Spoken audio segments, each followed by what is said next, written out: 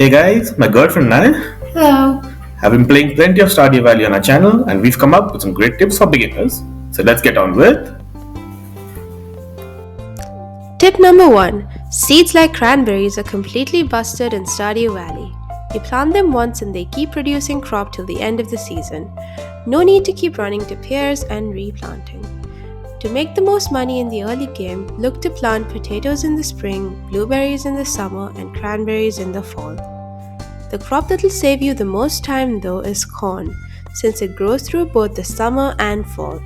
This means you can plant it at the beginning of summer and not have to worry for 2 whole seasons. Speaking of ways to make money, Here's tip number 2. Avoid animals early on. They take way too much time and provide little payoff until much later on in the game when you have a bunch of machines. Only purchase animals when you really have to for missions and such, or if you start feeling too lonely on the farm. Rather than focusing on animals, you'd be better off guiding your attention towards. tip number 3. Try to complete the community center bundles right from the start. They offer great rewards and items early on that'll really get the ball rolling on your farm. I'd recommend focusing on completing the greenhouse bundle since the greenhouse allows you to continue farming throughout your first winter. And it also lets you grow seeds irrespective of season. You may need certain animal products to do this, for which I'd recommend. Tip number 4. Always check out the traveling merchant. She shows up on Fridays and Sundays in the area to the south of the farm and carries plenty of items that won't be available for purchase anywhere else in the game. This includes many annual products that you might need for the greenhouse bundles. The items she carries keep changing, so be sure you're there before 8 p.m. to check out what she has. While you're doing all this and waiting for your crops to grow, though, you should know. Tip number 5. Fishing is a really good way to make some extra cash while you're waiting for your crops to grow. The best places to fish in the early game are near the mountains. Keep your eyes out for bubbling water. Casting your line into these spots gives a higher chance of a fish biting. Fishing is also self sustaining since you can just eat whatever you catch if you need energy. Other activities in Stardew Valley require more energy, which leads us to A quick reminder that if you're enjoying this video, don't forget to like and subscribe and leave a comment if any of these tips help you out, or if you have any tips of your own. We have plenty more tips, and if this video does well, we'll be sure to put them all out. Tip number 6.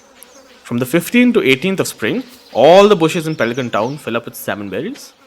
Rustling these bushes around town during this period can give you enough salmon berries to last you the rest of the year. It's a quick and cheap way to make sure you never run out of energy and always have a quick snack whenever needed. Just hoping salmon berries don't taste like salmon.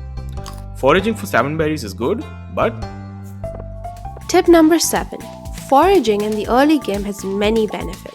Most foraged items do give some health and energy if eaten, but there are also items that are requested in quests posted outside PRs. Not to mention, items such as the sweet pea makes a great gift for almost everyone in Pelican Town.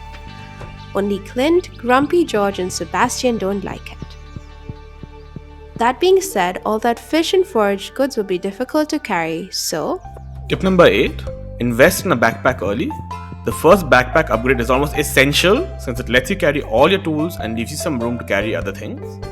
This is especially important if you're going mining since your backpack will fill up so fast with all the stuff you find. The second tier backpack is less necessary but is always handy to get later on. Mining is not the only way to get old stuff, however, since there are tip number 9.